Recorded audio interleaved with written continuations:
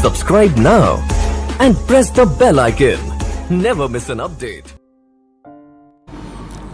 परमात्मा ने जो भक्ति करनी है तो भगत की तरह रहना पड़ेगा, बुराइयों से भी बचना होगा और एक बहुत ही साधु भाव में रहना पड़ेगा, किसी की आत्मा नहीं दुखावे।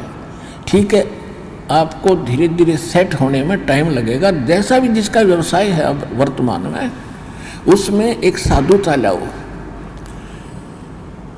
जैसे कोई मजदूर है, सेवा कर रहा है किसी के और भगत हो गया, तो वो तन मन धन से सेवा करे उस मालिक के उसमें, क्योंकि वहाँ से उसने रोटी मिल रही है। और फिर परमात्मा ऐसी प्रेरणा करेगा उस मालिक के अंदर, देख भगत आदमी होते ऐसा हो भाई। कोई चीज़ पड़ी रहो घर में, उसके लिए मिट्टी समझे, चाहे पैसा हो चाहे सोना हो, कुछ भी हो, अपनी मिली हुई दो रोटी यानी दो जो दिहाड़ी मिलती है उसमें संतोष सब्र करके देखा कितनी इज्जत बनेगी उसकी, और कितनी विनम्रता और उसके प्रति सद्भावना और उसका आदर बनेगा उस मालिक के हृदय में। इसी प्रकार अगर आप मालिक हैं, भगत हैं, आपके यहाँ कोई सेवादार सेवा करता है, उनको अपने बच्चों की तरह समझाए, उनको भगवान के बच्चे समझाए। वो बालक सेवा कर रहे हैं, भगवान के बच्चे हैं, उनको प्यार दे और उनके साथ कोई ऐसा गलत बर्ताव नहीं करे। और फिर कुछ दिनों में उनके दिल में ऐसी भावना होगी, परमात्मा दोनों तरफ रोल करता है, जब हम मालिक के अनुसार चलेंगे। फिर उन बच्चों में भी, उन सेवादारों में भी ऐसी भावना भर देगा भी हमारे जैसा नालायक नहीं, इसे ऐसे भले आदमी के घर में रामूनी से 21 कराएंगे, सेवा में मजदूरी में 21 काम कराया करेंगे भाई। तो इस तरह कितना अच्छा माहौल बनेगा। और हम जैसे मालिक तो समझता है कि न रुपये पैसे दो 100 रुपये और काम खींचूँ 1000 का, और मजदूर क्या समझते हैं, रुपये लेवा 500 और काम करा 100 रुपया का। दोनों की नीयत खराब और दोनों दुखी, कर्म भी बिगड़े, टेंशन बनी रहे।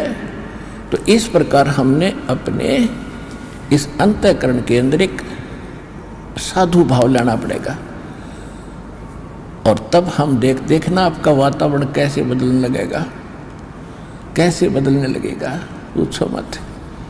तो तब हम यहाँ भी सुखी होंगे, आपको चिंता नहीं रहेगी कि वहाँ सेवादार सेवा कर रहे हैं, वो अपने तन मन धन से सेवा करेंगे भगवान से डर के, वो भगवान से डरने वाले हो जाएंगे, फिर बातें खत्म हो जाएगी।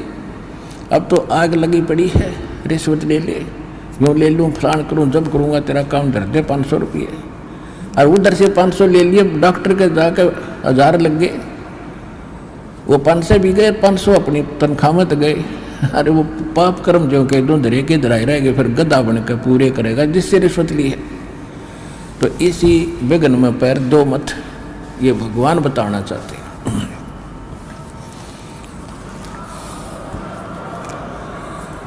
और जब आपको ये ज्ञान होगा ना, जहर दिखाई देगा आपको, और जब आप नेक नीति से चलोगे तो पूछो मत। अब दास बहुत देखता है, एक छोटा सा बच्चा ने बोला जी 55 रुपये पाए मैंने पड़े, वो घर पे ले आया, घर वाले बोले ना बेटा हमने नीचे धर दे, अपना दान पात्र में डाल दिए, इस विषय हम नहीं खाएंगे। अब देख जिसके गिरे थे उसको पुण्य हुआ, अब यहाँ पर भंडारे में लग गए, और वैसे उस पर चौवन्नी खर्च हो रही थी कि उसने विधि का पता नहीं, और वैसे कोई और मिल जाता, उसने जाते कह घुट्टी लाओ उसके 55 रुपये की, या कितने मांस मिट्टी खाओ उसको और पाप लगाओ। तो इस प्रकार हमारी नीत साबित होगी, भगवान खुश होगा, और जब भगवान खुश होगा तो फिर कमी नहीं रहेगी। हमने परमात्मा को प्रसन्न करना है, और परमात्मा प्रसन्न होगा तो फिर कमी किस चीज की, फिर तो क्या बताते हैं परमात्मा, साईं इतना दीजियो जामे कुटुम समावे, हम भी भूखे न रहे, अतिथि न भूखो जावे। इससे अधिक मांगना इस काल की जेल में, हमारी महामूर्खता है कि इतना ही मांग लो बस तुम, इसमें सब कुछ मिलेगा। क्योंकि ये कलयुग है और कलयुग में मशीनरी जरूरी होगी। तो आप इतना ही मांगो जामे कुटुंब समावे, यानी रिक्वायरमेंट ऑफ द फैमिली, परिवार की आवश्यकताएं, ये है जामे कुटुंब समावे। और हम भी भूखे ना रहें और अतिथि न भूखा जाए। फिर देगा आपको, और फिर रहो मालिक के वचनानुसार चलो। फिर कैसे, जैसे परमात्मा कहते हैं, चिड़ी चोंच भर ले गई, नदी न घट्यो नीर, दान दिए धन घटे नहीं, यूं कह रहे साहिब कबीर। परमात्मा अपना साइन कर रहे हैं, इस वाणी को बोल करके कह रहे साहिब कबीर कि दान करने से धन नहीं घटेगा। ये नियम है ईश्वर का, परमेश्वर का। और दान सुपात्र को करे। गुरु बिन माला फेरते, गुरु बिन देते दान, गुरु बिन दोनों निष्फल हैं, चाहे पूछो वेद पुराण। देते को हर देत है, जहां तहां से आण, अण देवा मांगत फिरो, फिर साहिब सुने ना कान। अब परमात्मा ने एक भूमिका करके दिखाई हमारे को कि साईं इतना दीजियो जिसमें कुटुंब समावे। एक धानक, एक जुलाहा, सुबह से लेकर शाम तक एक बारीक बारीक तार इकट्ठे करके धागे और कपड़ा बुनता है।